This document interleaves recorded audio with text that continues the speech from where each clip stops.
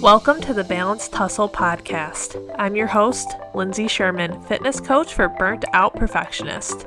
If you're ready to break free from overwhelm, simplify your nutrition, and make fitness finally work for you instead of against you, you're in the right place. Each week, we'll dive into easy strategies to balance your health with your busy life. Let's hustle for balance, not burnout. Grab a seat and let's dive in. Hello, welcome back to the podcast. It has been a little bit, at least a week since I recorded the last podcast. I'm thinking 2. I can't remember exactly, but it's been a little while since I recorded. And if I sound a little stuffy or just a little bit sick, that is the reason why I didn't record last week. I have been sick for about a week and I'm just starting to get over it. And I didn't want to wait any longer to record another podcast. So here we are. Even if I still sound a little bit stuffy, I always get pretty bad seasonal allergies. But this year my husband and I are actually renovating a property that we are going to have as an investment property, and that place was disgusting. It was gross. The lady living in there, she had 5 cats, and it was a wreck. So I think that cleaning that place, and also we started ripping out the floors. Everything just needs to be kind of redone. And doing that, I think, kind of agitated things, contributed to my allergies being worse, possibly. And anyway, I got sick pretty much immediately after, and I've been sick for about a week now. Until today, I'm finally feeling a little bit better. Still a little stuffy, but again, that's seasonal allergies. But anyway, we are getting back into recording things, and I am sitting here with both dogs on my lap. So if you hear any jingling, that is probably their collars. They are sitting on my lap trying to keep me warm because I am frozen today, and it's almost November. It's October 29th when I'm recording this, and I am just frozen today. And I remember when I was a kid, my parents had a wood stove, and when they would start a fire, I would just sit right in front of the wood stove because I've always had a hard time being cold.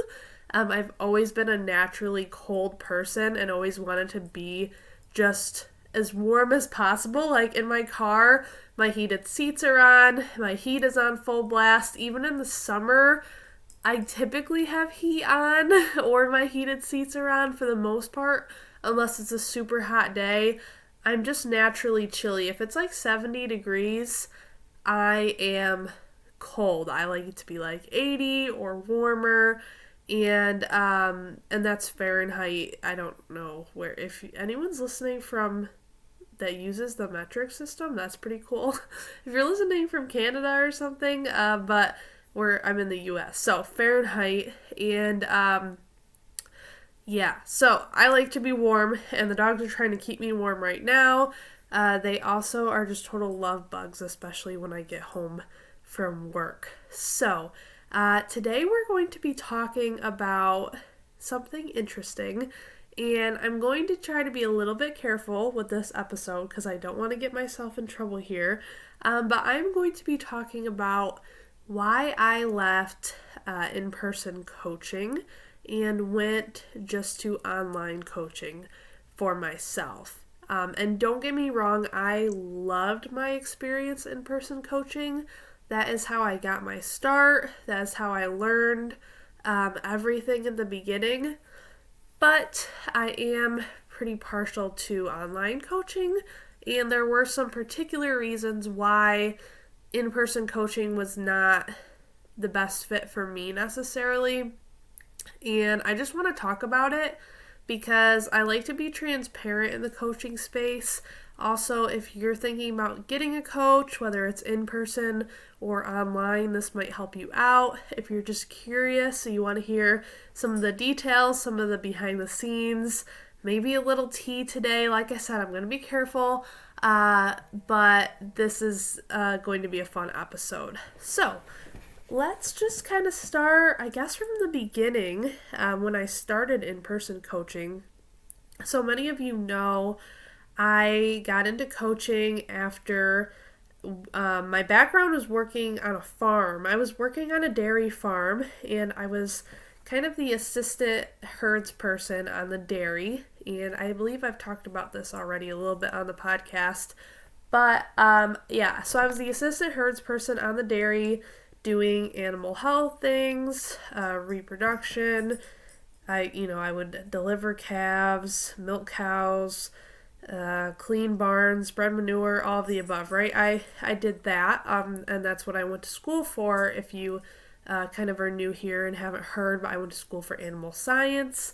Initially, I wanted to be a vet, decided against that, decided I did not want to spend 8 years in school and be $300,000 or more in debt, and then be on call all the time. So, did not want to be a vet, decided, I went back and forth, decided maybe I wanted to do ag education, teaching, ag nutrition. I didn't really know what I wanted to do.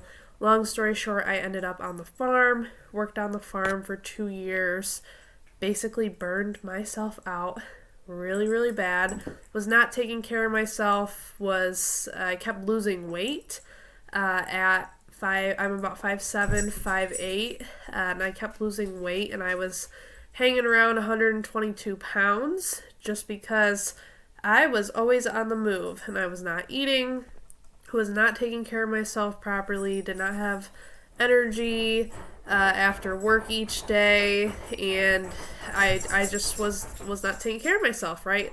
So when I got to that place of burnout, I decided I had to do something else.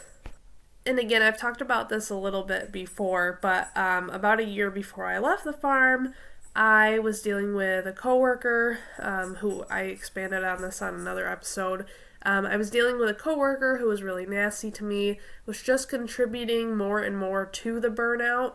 And during that time, I had actually gone online and gotten my personal training certification. I got the coaching certification and also certification in nutrition because it was like a package deal, and I love to get a package deal.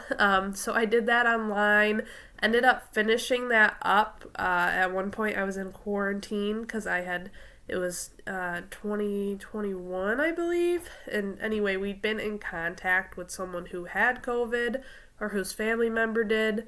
And so we'd been in quarantine, and I finished up my certification during those 10 days I was in quarantine. Like, that's when I really went all in and finished it up. I'd been working on it for months.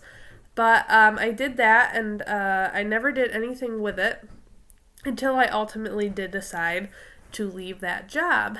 And when I did that, I was lost because I had gone to school for animal science, but I was burned out in ag. Completely burned out in ag. I did not want to be in ag, and of course I still support farming and farmers and ag and all of those things, but I was burned out. And when you kind of just have like a bad taste in your mouth for something, that's kind of how I was feeling, just purely because I had burned myself out on it and I wanted to do something else, right? And I didn't really have anything else that I could do besides getting my certification in coaching. And when I had gotten my certification, I really had gotten it because fitness had always been a passion of mine. I thought that maybe it could be a backup someday, but I never coached anyone. I didn't feel confident, obviously. Did not know, what I was doing or if I even wanted that to be my career because, again, it was my passion at that time, and I was afraid to kind of ruin my passion by making it a career. However, it got to a point when I had to leave my job. So I made the decision to leave my job. I never quit a job before. That was also something else. Every other job I had in my life, had a natural ending. So jobs I had had in high school, it was like, okay, I'm going to college now, so it just naturally ended. Jobs I had had in college were, short-term jobs that were like when I left college it ended, or jobs during the summer that obviously, it was just easy to phase out when I went back to school, things like that. I never had to quit a job before. And that's another theme of this podcast, is quitting things, even when they're hard, even when you are, still emotionally attached to them, because most things I've had to quit in life at this point, I've had some type of emotional attachment to. It's never been easy for me. Now I know people who can just kind of easily say, okay, that's, this isn't for me, I'm done, I'm quitting. For me, it's not like that. I get very sentimental, emotionally attached. Even if something is not right for me, I will keep thinking of all of the good things, even if there are 5 times the number of bad things, right? So I will get sentimental, emotional, and it will be hard for me to quit. And that's how it was in this situation. But ultimately, I did end up quitting. And before I quit, I was obviously smart enough to apply for other jobs, look for other jobs, and I kind of just kept putting myself out there at different things I thought I could be qualified for, things I thought I could learn, both in fitness and outside of fitness. So I ended up basically getting 2 jobs at once. And so I applied for both of these jobs on the same day, on the very same day. And the one I had an interview for in the morning, and that was at a local gym near me. And the other one I had an interview for in the afternoon, and that was what ended up being my full-time job right now. And that is, I'm an office administrator at an auction house. So I do kind of all the books, help with auction setup, posting things online, things like that. I had both those interviews in the same day.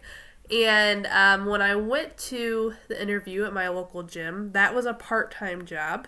I had found that, and I was always looking for a full-time position, but there weren't a lot out there that you didn't have to meet like years and years and years of qualifications for. And just, if you ever look at a job application, it's crazy. It's like they want you to have 30 years of experience before you're 5. Like, some of these requirements are just insane, right? And so it was hard, and a lot of jobs you apply to, they won't even contact you back to say that they received your application or that they filled the position. They're just like floating out there on Indeed, and they're hard to find. And that was really discouraging for me because I was someone who'd always been, straight A student, gone to college, got my bachelor's in 2.5 years, did it early. And then 2 years later, out of school, I'm stuck trying to find something just to, pay my bills and make a living. And I was newly married, with our house that we had just bought. And, obviously I was lucky that I had my husband to support me, and he knew that this job was draining me. So even if it was something part-time, it was something that we could do if we needed to. So, long story short, looping back around, this gym job was part-time. And as much as I wanted it to be full-time, it was part-time. But they got back to me right away, wanted me in for an interview. So I'm like, hey, all right, at least someone who has replied back to me and I can go interview for. I have the qualifications, it's my passion, so I will go do that. And then the second job, obviously, was full-time, my job at the auction house. And so I ended up getting both. And so the auction house, it took a few weeks for them to call me. So I ended up starting at the gym and kind of working there part-time and going from there. And the auction job, it worked in conjunction with my gym job, luckily. But anyway, so I started at that job part-time, and I figured when I interviewed for it, if I didn't get a full-time job, I would just take as many hours as possible, right? And obviously they won't let you get to like 40 hours because you're a part-time employee, but I'm like, I'll just take as many as possible.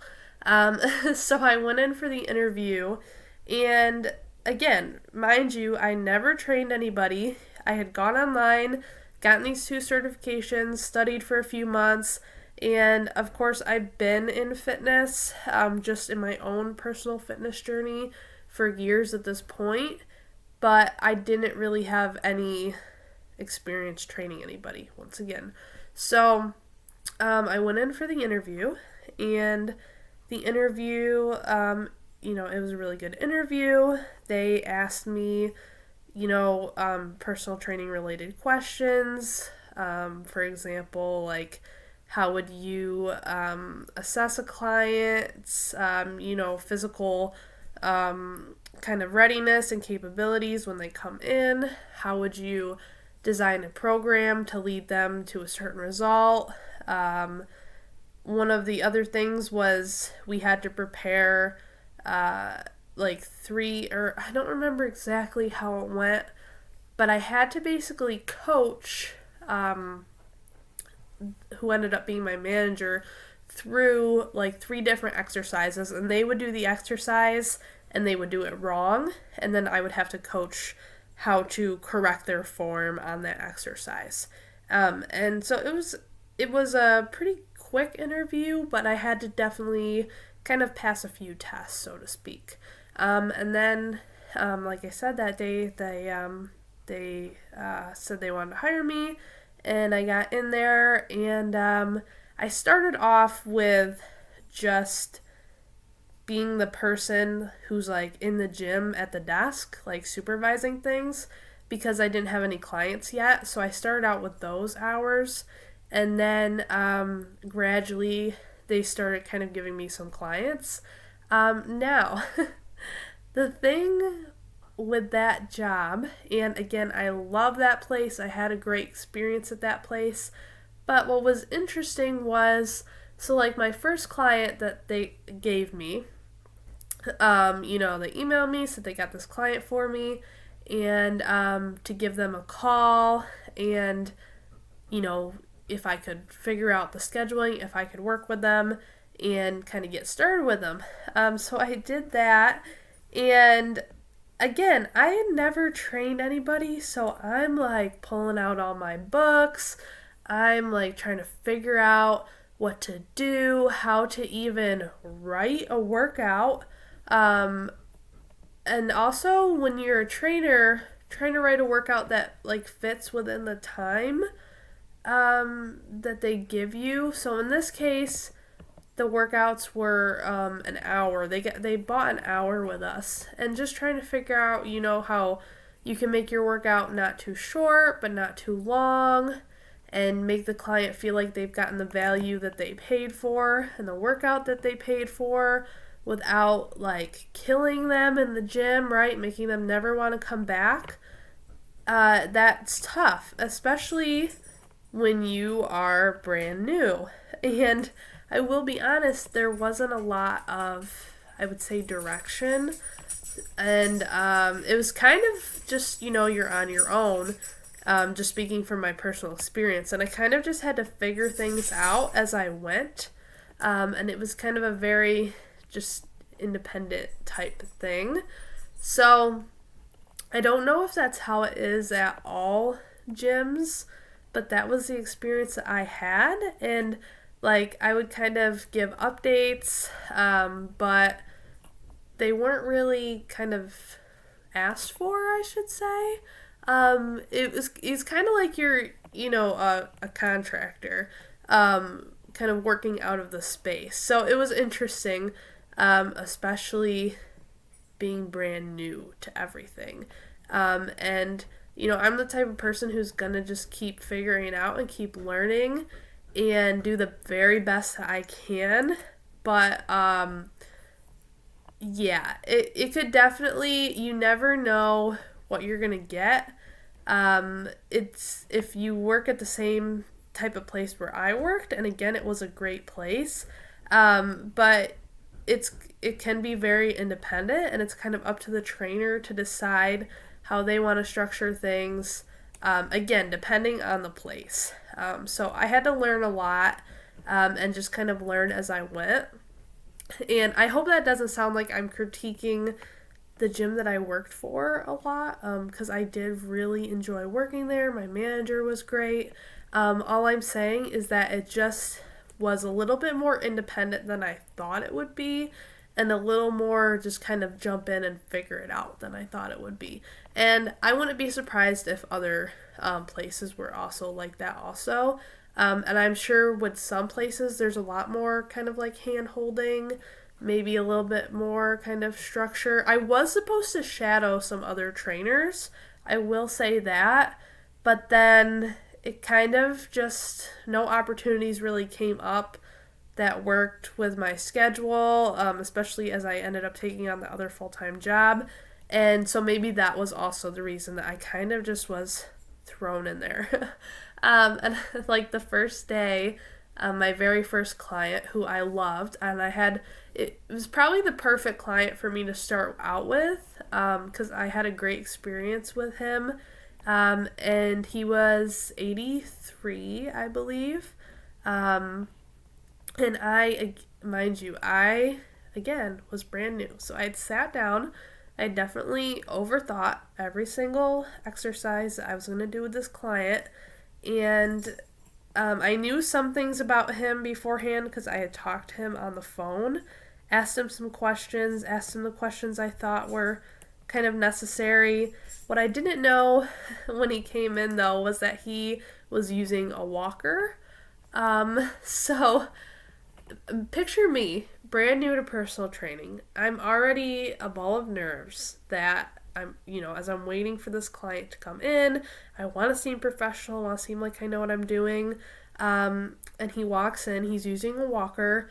No problem with that, besides the fact that I just was not expecting it and I didn't know, and somehow it did not come up in our conversation.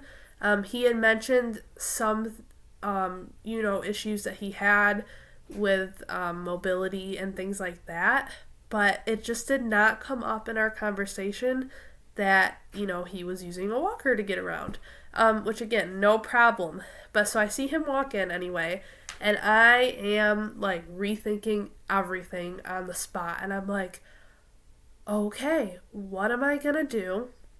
I have this plan, and I had planned it for an 83-year-old, keeping that in mind. But just having to kind of rethink things on the spot, and kind of keep my composure and, just go with the motion, right? Go with the flow, that's what I meant to say. And luckily he was super, super nice, super great attitude, and just kind of, if something didn't work, he, had a really great mindset about things, and we tried something else and just kind of worked through it. So that ended up being a really great experience for me. I've had clients who were not so great experiences. And obviously I will, protect their privacy at all costs. But I will say I had this one client who we didn't end up, so when they signed up at this particular gym, they get like an intro package, and it's 4 basically discounted sessions as an intro, and then if they like that and they want to continue, they can, buy more packages and sessions and things like that. And with this particular client, we did not make it through the intro. They came in and they told me that they were not motivated to be there. They did not want to do things, that everything hurt. And this was my second client. So my first one, like I said, had a really great attitude. I had a great experience with him. We did our 4 sessions, and then he was kind of feeling confident to keep doing things on his own, which was great. And the second one was a whole other ball game, and I just felt like such an imposter, like such an idiot, because I just did not know what to do with this client. And they came in, like I said, and told me that they were not motivated. They did not want to be there, but they were getting a surgery, and they kind of wanted to strengthen a little bit before the surgery. But that was just also weird timing because they only had a few weeks before the surgery, so it was kind of last minute, and it was just kind of an odd situation. And again, I was kind of left to be independent when it came to that, and just figure things out. So, yeah, we didn't end up finishing our 4 sessions. But yeah, I'm just giving you, I guess, a little bit of background of how I got started working at my local gym in person. And I had many other clients afterwards.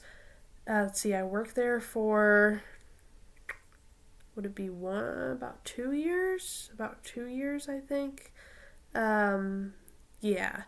And so I had many clients since those first two, and just kept learning and learning with experience. And I really did love that in-person environment, cheering someone on in person, being able to correct their form in person. There's nothing quite like that, and you can build some really great relationships that way. And I have built some really great relationships and friendships through my in-person training. However, this past week was my last week training in person. Now, I won't say forever, but at this point in time, it was. And at that particular gym, the same gym where I started out, it was. And so this was my last week, this past week, and I have gone all to online training for myself. And there's a lot of reasons why I made that decision, and it wasn't an easy decision because, like I said, I did love where I was training, loved the people, made a bunch of friends, both that were coworkers, that were clients, and that were just people that I saw in the gym all the time. I had this one friend in particular that they gave me like a Christmas ornament. I love like all of the retired crowd. Like, I don't want to offend anybody, but if you go in the mornings to a gym, you know that there's like the retired crowd that get there at 5 a.m. every morning. And I just had a lot of friends there. One of them in particular gave me a Christmas ornament, said like best trainer ever on it. And they're always very, very caring and asking you about your life and how you're doing, and things like that. And so I will definitely miss a lot of those friendships that I've made, that I won't have not being there in person anymore. And again, I had great coworkers, and people that I worked with there. But, so it was a hard decision. But there were a few reasons why, again, I wanted to move to online training for myself also, and kind of not under the roof of an organization. But, so one of the main reasons being that, one, I wanted to work for myself, right? Kind of, the American dream. I can't really elaborate too much more on that. That kind of is what it is, but wanting to work for myself. And I'm so thankful that I've had clients who have come in and made that possible for me, and that I've been able to build this program with. So I'm really thankful for that. And Then the other reason being kind of the capabilities of in-person training versus online training. Now, again, I loved in-person training. I loved that format and just being by someone's side, pushing them through a workout, encouraging them. I did love that format, but one of the downfalls that I've noticed at not only the gym where I worked, but just really comes with the nature of in-person training at any gym, is that you're really paying for an hour session with your trainer. When you're a client at an in-person gym, you are paying for that session, and whether it's a half hour, an hour, whatever you're doing, if you're taking a class and you pay for that, if it's not included in your membership, whatever, you're really paying for that time in the gym.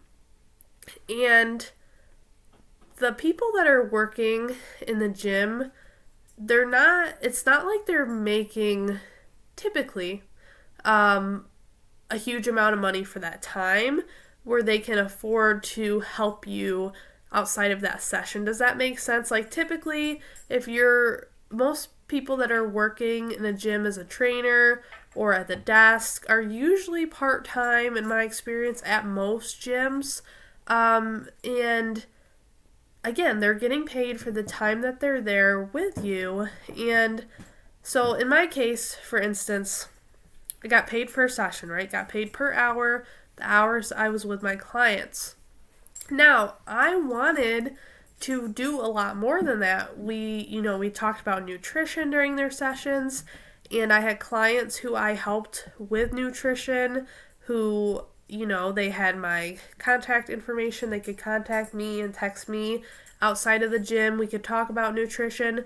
We could talk about what went on when they weren't in the gym training. Because again, the most that I would really see someone was twice a week. So I had some clients who were twice a week, some that were once a week. Most clients didn't really care to pay for more than a couple sessions a week or come in that many times, or they felt like they could at least do it themselves, the other times a week. In my case, in particular, I knew a couple trainers who had clients come in like 3 times a week. But, again, it really just depended on what the client wanted to do and what they wanted to pay for. But, so yeah, I'd really see those clients and what they were doing for 1 or 2 hours a week, kind of tops. And then, again, I would talk about nutrition. I would, go over these things in their sessions, text them a little bit outside of the gym. But once again, you're not really getting compensated for that. So it's hard to kind of walk that line of being that trainer who can really go above and beyond and help their clients, and also being that trainer who has boundaries and is protecting their time and things like that when, they're not technically getting paid for it. And they're also technically not getting paid for the time to write the programming. I was not getting paid to sit at home and write the programming. And sometimes I would spend hours, especially when I was getting to know a client and know how how their body kind of worked and what they needed to improve on and what they liked and what they didn't like and what challenged them. And, what pushed them but didn't make them feel discouraged. That took time, especially getting started. When you first get started as a trainer, you don't really have, it just takes you longer to program things. So it could take me hours outside of the hour session that I was getting paid for to write these programs out. And I kind of, I get why they can't really pay you for that, because they can't just pay one trainer to spend 2 hours writing a session, one to draw it up in 5 minutes. It all kind of depends on the trainer, and it makes a lot of sense. And how would they know, if people were being honest about that? It makes sense, right? But so if you think about it, one session, one hour session that, you get paid for, it could take me a few hours to make that 1 hour session a possibility. The hour that I'm in the gym, the time that I'm taking to write the program. In my case, now of course this was by my own choice. It take me a half an hour to drive to the gym and then a half hour to drive home. So there's another hour. So, that's 2.5, 3 hours right there. And then if I want to give my clients additional support outside of that session, there's another chunk of time that gets added onto that, especially if we're talking about macros, food, all those things. And as much as I wanted to be the coach that did all these things and did it out of the goodness of my heart, you just can't do that when you've got bills to pay and I've got, family to spend time with. And if it's not contributing to the bank account. I hate to say it like that, but I'm just, this podcast is like where I feel like I'm talking to a friend, right? And I hope that you feel that way too, but, and that, like, if you're doing extra work, if you're working after hours, it's gotta be, paying off somehow, right? It's not a charity. So it was tough, and I learned kind of how to manage that and how to balance that in the best that I could. But that ultimately ended up being one of the major reasons why I left and decided to go online, especially for myself, because I could control how I structured things and how I allocated my time. And then also, I could give my clients a lot more. And if you look at the price of in-person coaching compared to online coaching, it is honestly a way better deal for the clients. I've got clients who I write 4 or 5 workouts for every single week, and to pay for that in person in a gym is obviously a lot more money. Now you're getting a trainer in person, but I can just deliver so much more for less investment on the client's end to get equal or more kind of support, right? And with online, it's really a lot more support because, again, planning all of those workouts, I'm doing, unlimited messaging with me, weekly check-ins, we're looking at macros, looking at food, I'm seeing their progress. That's another thing, it was hard to see, like when I coach online and a client uploads like progress pictures, they upload when they do a weigh-in, they upload their food into my app, it's very easy for me to see all of those things. And that was a lot harder to do in person because the client would show up for their hour session and we would kind of talk about it during the session. And I would talk to clients, honestly, most of the time, like longer than their sessions. Before they left, we would spend some time talking about food afterwards. But it's hard to check in and say like, okay, what have you been eating this week? Did you weigh in? Did you take any progress pictures? Oh, can I look at those real quick before my next client comes? It's just tough. And with online, all that stuff feeds in through my app. I can see it all. I can take some time to look at it, and things like that. And I can really just give my clients a lot more support. And the biggest question I get about online training versus in-person training is, well, how do you see my form? And how do you make sure that I'm doing things right? How do I kind of have someone to push myself, help me push myself? And it is different. It is different online. But what I find is that my clients, that if they're struggling with their form on an exercise, we send some form videos back and forth. I critique it. I send a video explaining things. And it works out very well. And I haven't had an issue with it so far. I find that my clients are very well supported. And they're able to learn that way. And also one of the reasons why I really kind of support this little bit additional independence, starting to mix my words up here, but a little bit more independence for my clients without having me right next to them telling them exactly what to do. Why I support that also is because that's what they're going to be doing when I'm no longer working with them. Do you know how much harder it is to transition from working with a coach to working on your own when you've had a coach literally a foot away from you helping you train the whole time? It's much harder. Now, obviously, again, with me online, you get a lot of support, but you're used to walking into the gym on your own. You're used to thinking through things and just having that kind of independence, and I think it's an easier kind of bridge to cross when you go out to working on your own. And that's ultimately my goal with all my clients, is I want them to gain all those tools and all that knowledge to be working on their own at some point in the near future. So that I found is also a big plus. Again, number one, I can give more support for their money, and also the transition.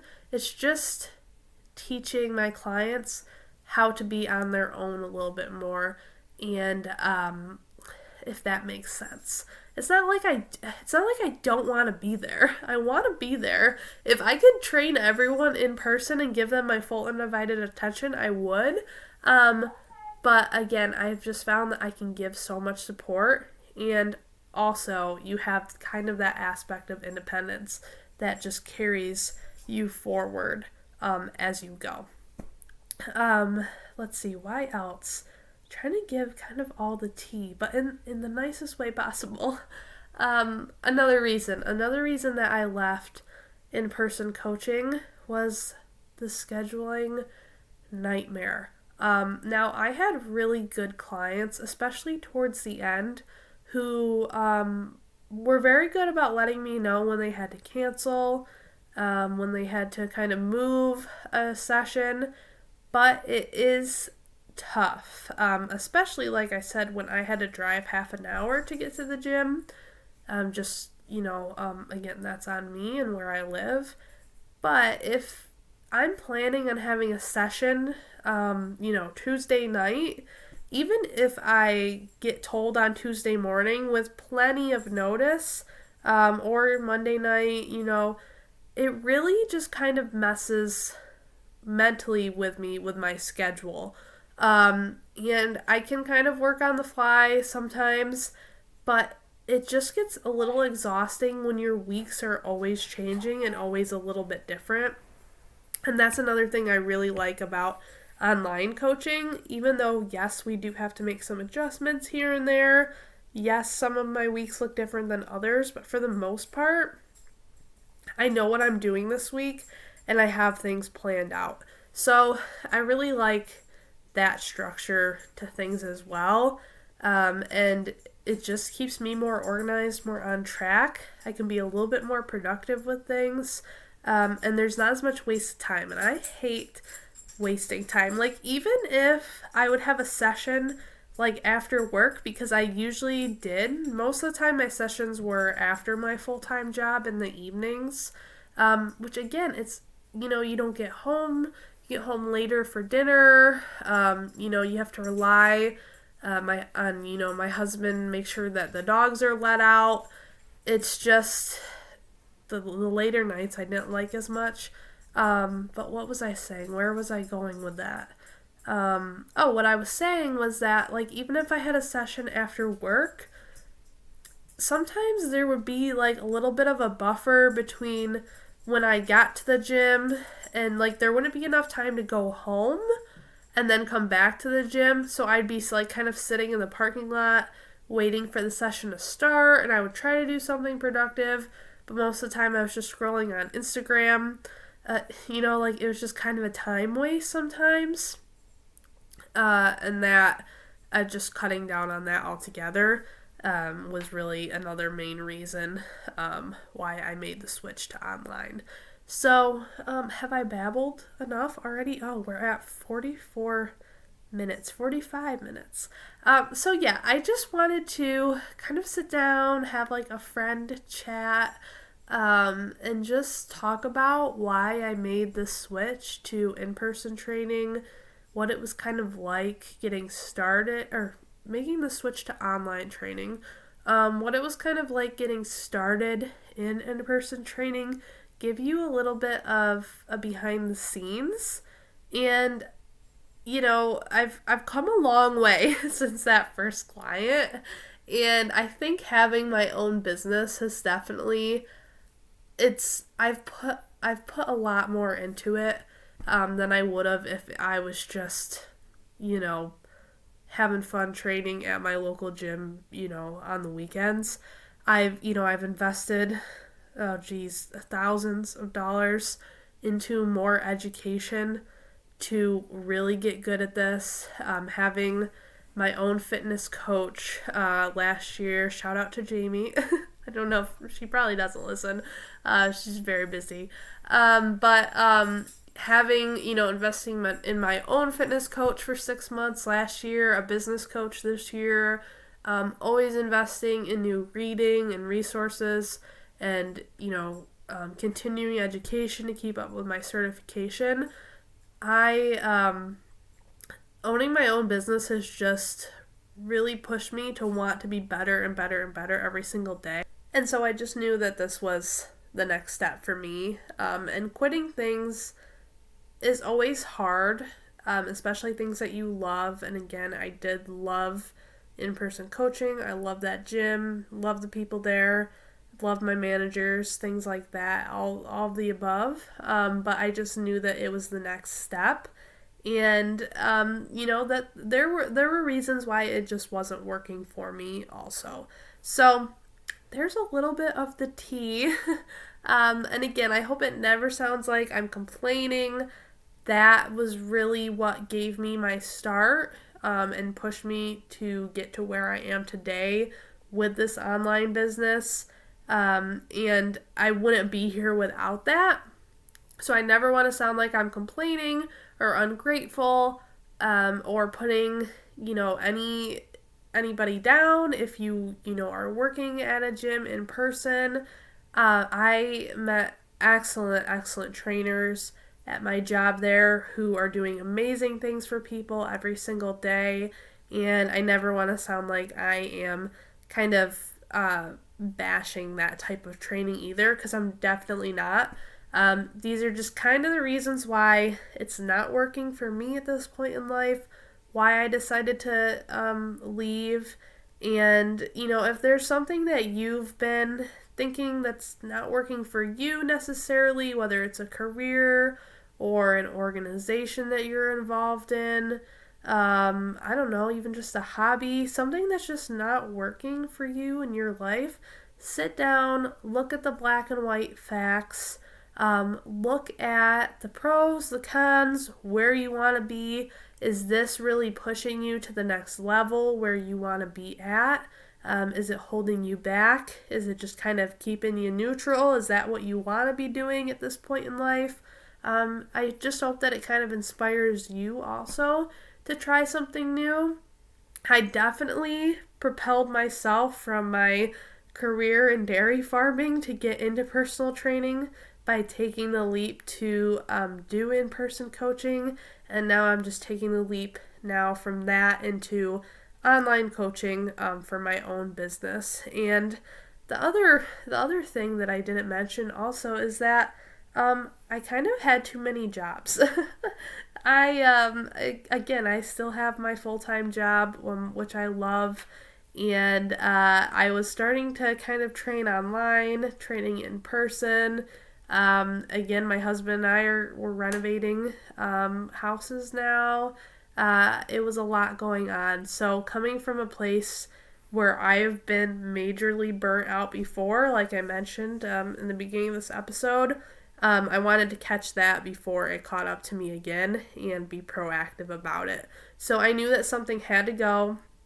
It was tough. It was really hard to make that call because, like I've said, I do love both styles of training, but it's the call that I had to make. So if it inspires you or gets you thinking about something that you need to kind of do in your own life, I'd love to hear about it. You can comment on this episode. You can find me on Instagram at LindsaySherman_fitness. I'm also on Facebook, not on TikTok. TikTok scares me. I've been on TikTok before. I don't currently even have the app downloaded on my phone, but TikTok scares me. TikTok's a whole other place, and I'm 24. Okay, I feel like I'm the right age to be like, I'm not too old for TikTok, but I almost feel like I am. Like that crowd scares me. I feel like they would eat me alive. So we're just not going to be over there right now, okay? I've dabbled before, but we're staying on Instagram and Facebook with, with the crowds that I know and I love and I'm comfortable with. So, again, you can find me in either of those places. Feel free to reach out, send me a message. Let me know what you thought of this episode, and I will catch you in the next one. All right. Bye for now.